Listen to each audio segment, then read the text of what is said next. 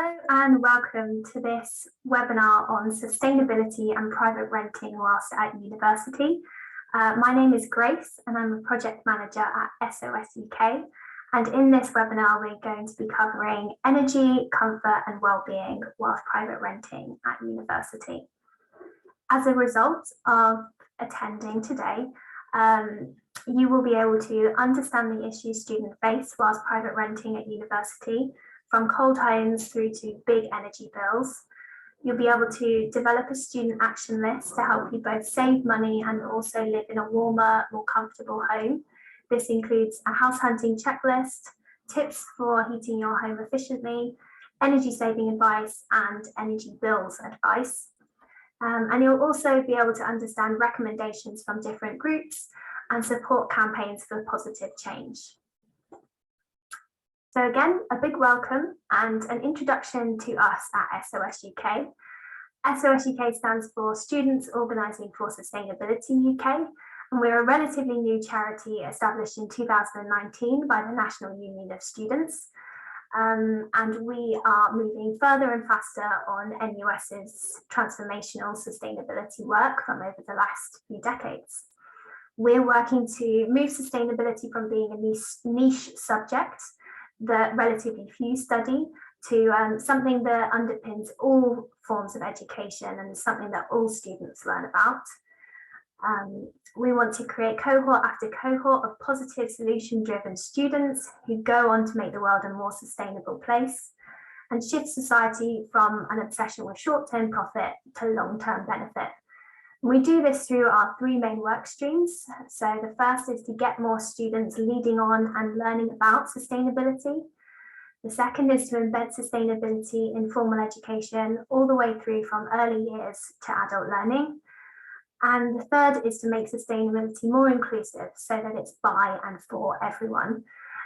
You can find out more about how we do this and all of the different work that we do on our website, which is just sos-uk.org. And you can connect with us on Twitter, Instagram, Facebook, and LinkedIn. It's just SOS UK Charity on all of those platforms. So let's push on to the content. So firstly, we're going to look at sustainability in general and how it intersects with well-being and social justice. Sustainable development is development that meets the needs of the present without compromising the ability of future generations to meet their own needs. This is a definition from a report in the 1980s, which really coined the term sustainable development. Increasingly, sustainability is being realised and recognised to include more than just thinking about the future, but to actually consider social justice and decolonising in the here and now. Sustainable development helps us to think about using resources mindfully, and within and outside of that, it helps us to think about economic, social and environmental causes and impacts. It may not be a perfect definition for sustainable development, but it has been agreed by the UN member states. So it's a good starting point for helping us think about the breadth. Another useful tool is the United Nations Sustainable Development Goals, or the SDGs for short. These were agreed by all UN member states in 2015. There's 17 global goals for achieving a sustainable future. And they were set out in 2015 to define the international agenda for sustainability for 15 years, from 2015 through to 2030, which is rapidly approaching. The SDGs are helpful to demonstrate the breadth of sustainability and the interconnectivity between social, environmental and economic factors. And the goals shouldn't be looked at in isolation. So you can see here we've got ones ranging from zero hunger to clean water and sanitation, life below water, life on land, peace, justice and strong institutions. And they shouldn't be looked at in isolation. We need a holistic approach to sustainability that really considers the breadth of these goals. They aren't perfect. Again, there's a lot of criticism of the goals that they should include more on human rights, for example. But again, they're a good starting point. So sustainability is about creating positive change around environmental and social issues. Those most at risk from the effects of climate change are often those who have contributed the least to its causes, including marginalised groups around the world. And improving student health and wellbeing is a core part of SOS UK's vision for a more just and sustainable society.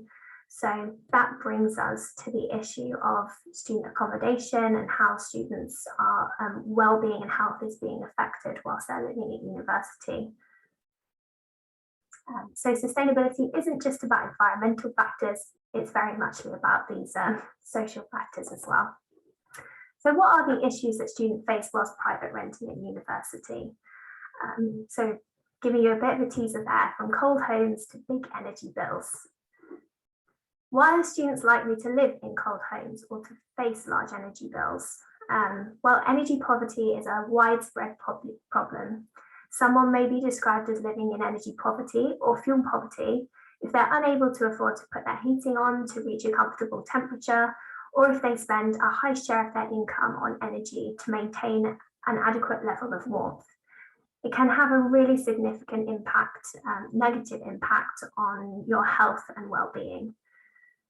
Students are quite likely to be inexperienced energy users. So, for example, it might be the first time that many of us are renting or paying our own bills. So we can be unsure of our rights as tenants or of energy costs and budgeting. And we don't have a lot of experience, perhaps, of programming heating, managing bills and arrears, or communicating with landlords. Energy poverty is also often closely linked with environmental sustainability, as properties with poor insulation and low energy efficiency are also likely to have high CO2 emissions due to increased use of fossil fuels. Many students may be living in energy poverty, potentially without even realising it. Living in cold homes is sometimes seen as a rite of passage as a student, and that's something we really want to address. Students also often live in shared households. So a shared household means that responsibilities are shared and we have different abilities to pay. This can lead to disagreements over heating and cooling levels, with some having more income and perhaps feel more able to pay more for heating. Managing bills as a household can also be tricky, getting your flatmates to pay for their share. And inefficiency when responsibilities aren't clear. So when it's not clear whose responsibility turning things off is, that can often go unchecked. So switching off the lights, for example, lights could be left on because no one's sure whose responsibility it is to switch those things off. There's also really high demand for student housing. High demand for properties, with many students looking for housing up to months in advance. Many students have little choice of properties and are rushed into decisions when competition is high. Low incomes result in cost of rent being the main factor in the decisions around where to rent. And inexperience results in energy efficiency often being overlooked. So many students may not consider thinking about energy efficiency when they're house hunting. Student energy poverty is really difficult for us to measure. So despite research showing that many students are vulnerable or have low incomes, high costs, and poor quality housing, we do not have figures on the percentage of students living in energy poverty. It's rarely qualify, some other complicating factors is that they rarely qualify for national assistance schemes. Students are a transient population, so often moving after just a year or a few years in a home. And there's lots of differences in income within households and student households. This can lead to students often not being considered, included, or helped with energy poverty at the national level. Almost 4 in 10 say that they have felt uncomfortable and cold in their accommodation, and 36% say their property is poorly insulated and drafty. 2/3 of students have experienced condensation, drafts, and damp and mold, and over 1/3 of students report that impacting on their mental health. It's also important to note the current context of the energy crisis. So this winter, millions of homes around the world will be faced with little to no power because of supplies of coal, gas and oil used to provide the energy are in alarmingly short supply. In Britain, the crisis has led to energy companies going bust and houses and businesses struggling to pay soaring costs and bills. The UK energy market has increased from the big six suppliers that have dominated it since privatisation to around 70 companies at the start of 2021. But in the last kind of 6-7 weeks or so, rocketing energy prices have caused 13 suppliers to go bust, leaving more than 2 million homes without a supplier. Consumers are facing one of the steepest bill increases on record this winter after the regulator lifted maximum levels of its energy price cap from the 1st of October to reflect surging wholesale market prices. And an estimated 4 million households in the UK are in fuel poverty already, and there may be more in the coming years due to these rising prices. The current context makes home efficiency and energy saving advice even more pertinent. So it's really vital that we take action on these points, including our house hunting checklist. So we've established why it's an issue for students, but what can we do to reduce our own exposure to these risks? So first things first, you should definitely get an energy performance certificate. Every property should have one, and these are the different grades. A is the most efficient and G is the least efficient. All rental homes should legally be E or above, and you can view the EPC of any rental property online. So if you know how your student house or hall is performing, please do kind of share that with the people that you live with and your friends, and get them to check theirs. You can find this online by going to Find Energy Certificate, digitalcommunities.gov.uk. Heating and insulation. So heating has a massive impact on your well-being and your bills. So it's good to know what you're getting into. The best thing to do is to talk to previous tenants if possible, and you can ask the landlord what insulation is already in place. This could include for the windows, the walls and the roof. Things like double glazing and insulation make your home much more efficient, therefore it's easier and cheaper to heat. The next thing is your gas safety certificate and smoke or carbon monoxide alarms. If your property uses gas, your landlord must provide you with a copy of the gas safety certificate. They must provide a copy to each tenant within 28 days of each check. Landlords are required to have at least one smoke alarm installed on every story of their property. The landlord must make sure the alarms work at the start of each new tenancy, and tenants are responsible for checking them and requesting new batteries or a replacement alarm if they're not working. This is absolutely crucial for your safety, so please do check this when you're going to house viewings and when you're moving into a new property. Damp. So when you're doing your viewings, look out for the telltale signs of damp. This could be a smell, mold or condensation inside the property. A damp property is really hard to heat and can have a significant impact on your well-being. Try and avoid damp properties or ask the landlord to take action. Often, if heating isn't sufficient, that can be what causes issues with damp. Try to avoid these properties, but if it's too late and you realise once you've moved in, ask your landlord to take action. If the damp is so bad that it's causing damage to your health or damage to the property, then the landlord is required to take action. The charity shelter has more information on this and what to do if your landlord refuses to make improvements. So go to the shelter's website, go to housing advice, repairs, and then click on damp and mold in rented homes. Energy bills. So we've established why it's kind of an issue and the things you should look out for when you're house hunting. But once you're in your property and you're paying your energy bills, what can you do? Well, one of the most impactful things you can do to save energy and make your home more efficient is to get a smart meter. If you pay the energy bill directly yourself, you can request a smart meter from your energy provider at no extra cost. Smart meters measure how much gas and electricity is being used and show how much it's costing on a handy in-home display or an IHD, making it easier to identify energy wastage. Contact your supplier to find out if a smart meter is suitable for your property. Some key benefits of having a smart meter is that it can save you quite a lot of money. You can see what you're spending in pounds and pence, and it helps you to kind of identify areas of wastage and address those areas. So you can see exactly where you're spending a lot of money and think, I could be switching that off and saving myself some pounds and pennies.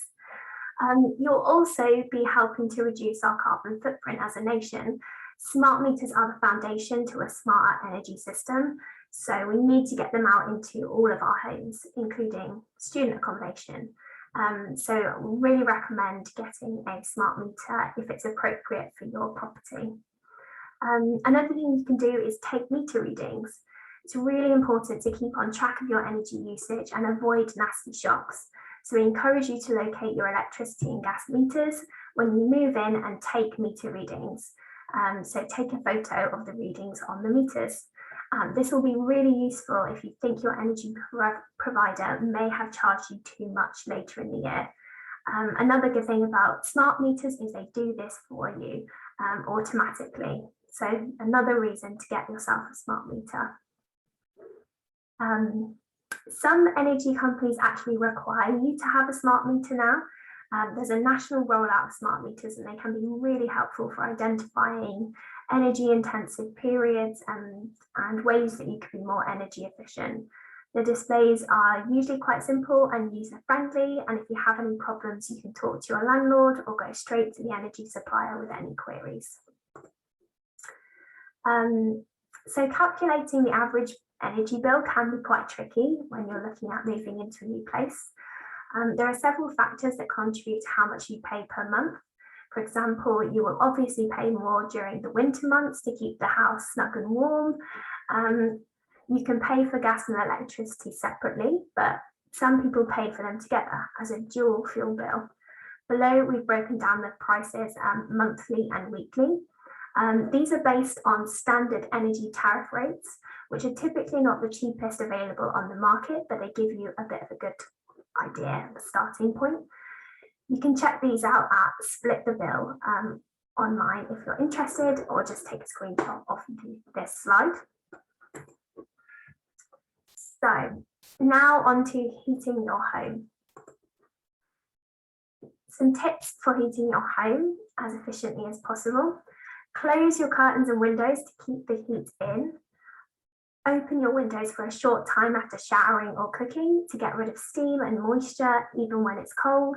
It requires more energy to heat moist air than dry air, and it also contributes to build up of condensation, which can lead to damp. So worth opening those windows for a short time. Fit simple low-cost measures like radiator panels and secondary glazing film. These can really help with insulating your property and keeping that heat inside. Put on layers to keep warm before turning up the heating, and understand your boiler settings and controls so you're not heating an empty house. How much could you save by doing these tips? So making just a few changes can really help you save energy and cash. And you can see some here, like turning off lights could save you £11. Replacing bulbs with LEDs could save you £30. Only part filling the kettle could save you £6. And I've got some other tips for you here. So when indoors, try and keep the living room temperature at a maximum of 21 degrees Celsius and other rooms at 18 degrees Celsius. 18 degrees Celsius is considered an ideal temperature for sleep for most people. Leave your gas central heating on low all day Leaving your gas heating on low all day is not cheaper. It's a bit of a kind of urban myth that it's cheaper to keep it on low rather than to turn it up when you need it. Only put your heating on when you need it. That's definitely the most efficient way and the cheapest way too.